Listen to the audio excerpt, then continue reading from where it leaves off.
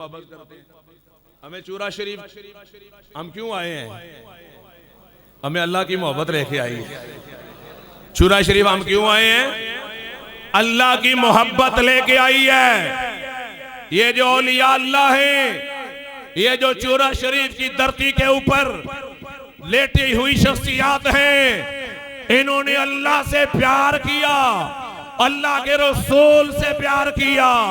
इनकी मोहब्बत हमें यहां खींच के लेके आई है, क्योंकि इनकी वजह से हमें अल्लाह और उसके रसूल की मोहब्बत मिलती है। अल्लज़ीना आमनू अशद्दु हुब्बन लिल्लाह, ईमान वाले अपने रब से शदीद मोहब्बत करते हैं। ईमान वाले अपने रब से। बाबा जी नूर मोहम्मद चुराई रहमतुल्लाह अलैह ने अपनी जिंदगी का 1.5 साल इस चूरा शरीफ की धरती पे गुजारा, इस धरती पे गुजारा। बताओ ना, अल्लाह को याद किया और किस तरह याद किया। 2-4 साल पहले की बात है, हमारे खारियां के नजदीक एक आस्थान है मोरी शरीफ। मोरी शरीफ वालों को फैज मिला चूरा शरीफ से।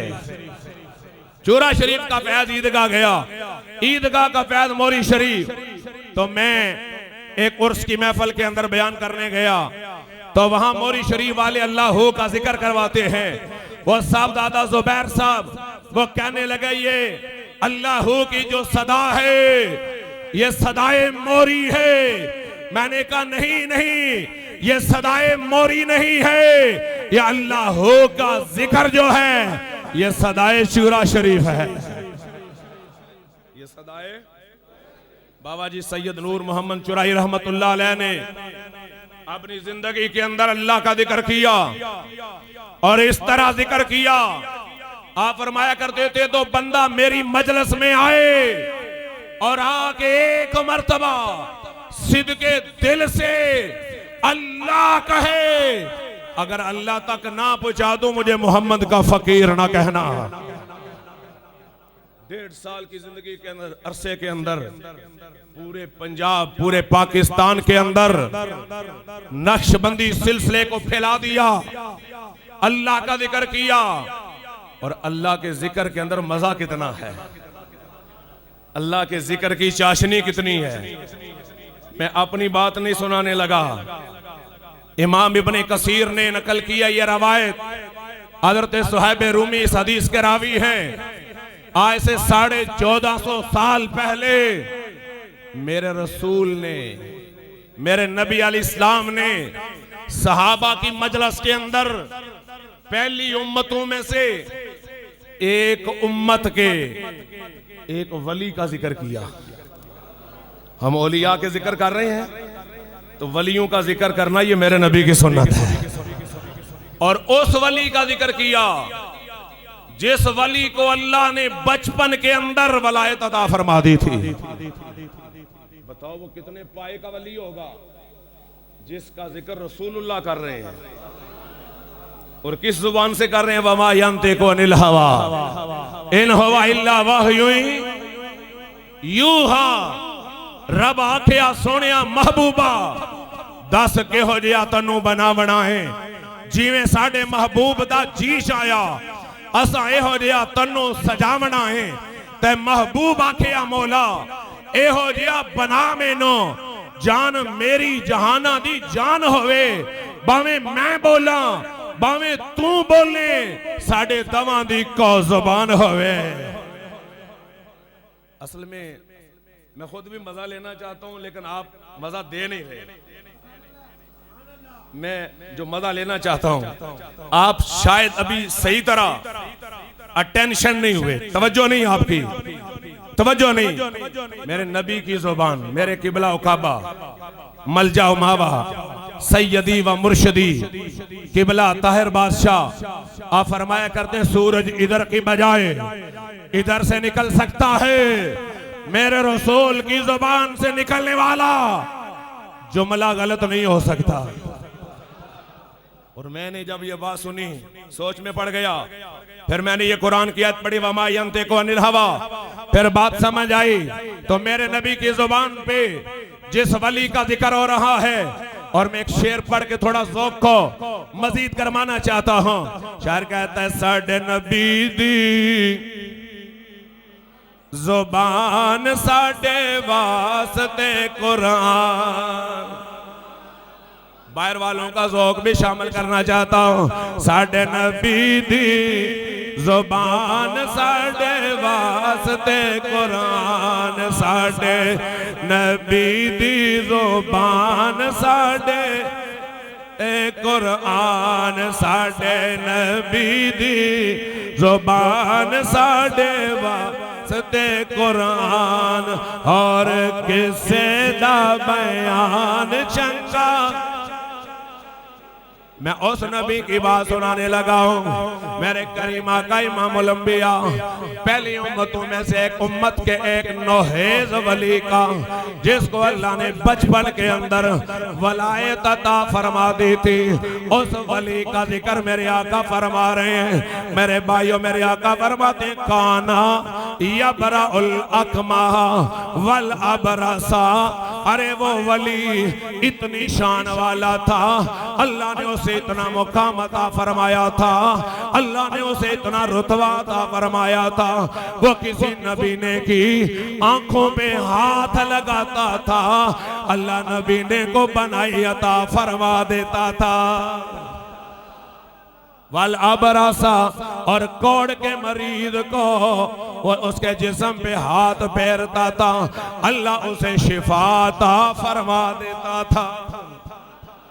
ये पहली उम्मतों में से किसी उम्मत के एक वली का जिक्र मेरे आका फरमा रहे हैं। और उस जमाने के अंदर, जिस दौर के अंदर वो वली मौजूद था, उसकी वलायत का पता लोगों को कैसे चला, उसकी शान का पता लोगों को कैसे चला। एक जमात के साथ, एक गिरोह के साथ वो वली एक रास्ते से गुजर रहा था, पूरा एक गिरोह गुजर रहा है। जिस रास्ते से गुजर रहे हैं, उस रास्ते के अंदर आगे बिल्कुल दरमियान में एक शेर बैठा हुआ है। क्या बैठा है?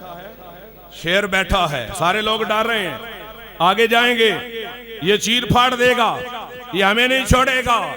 लेकिन उस नौहेज वली ने क्या किया? जमीन से पत्थर उठा के उस शेर की तरफ फेंका, पत्थर जाके उस शेर को लगा, शेर मर गया। सारे लोग उस रास्ते से बाहिफाजत गुजर गए, सारे लोग बाहिफाजत गुजर गए। उधर बादशाह के दरबार के अंदर उस वली का जिक्र होने लगा।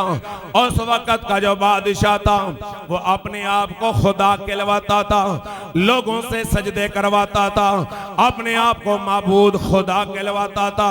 जब उसके दरबार के अंदर उस नौहेज वली का जिक्र हुआ, उसका चर्चा हुआ, फिर अल्लाह का करना ऐसा हुआ, उसी के दरबार के अंदर जो उसके वजीर थे, उन वजीरों में से एक वजीर की बनाई चली गई, उसकी आंखें खराब हो गई।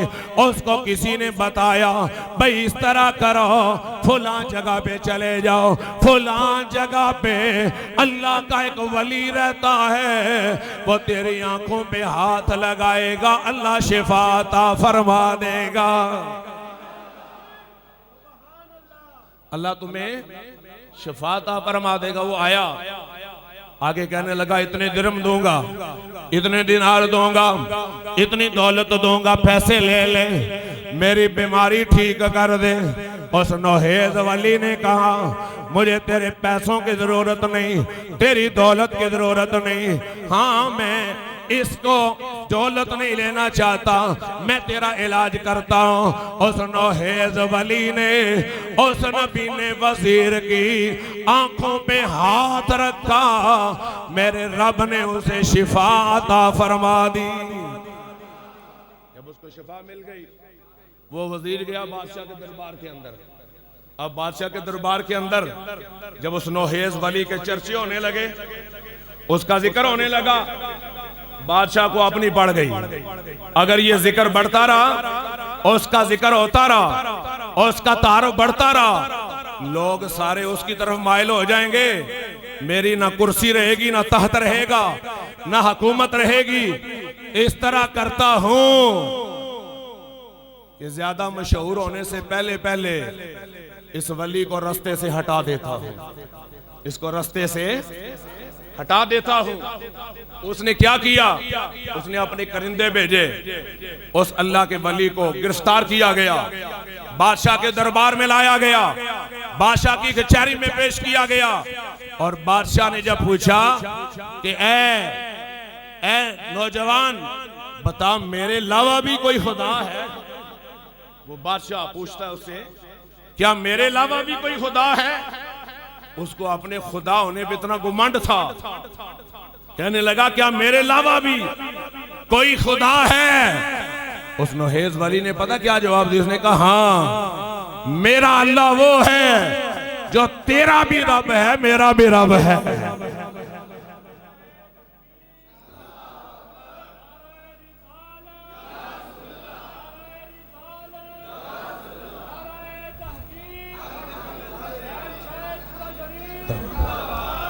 जो तेरा भी रब है, मेरा भी रब है। बादशाह घबरा गया, ये डरा नहीं, ये परेशान नहीं हुआ।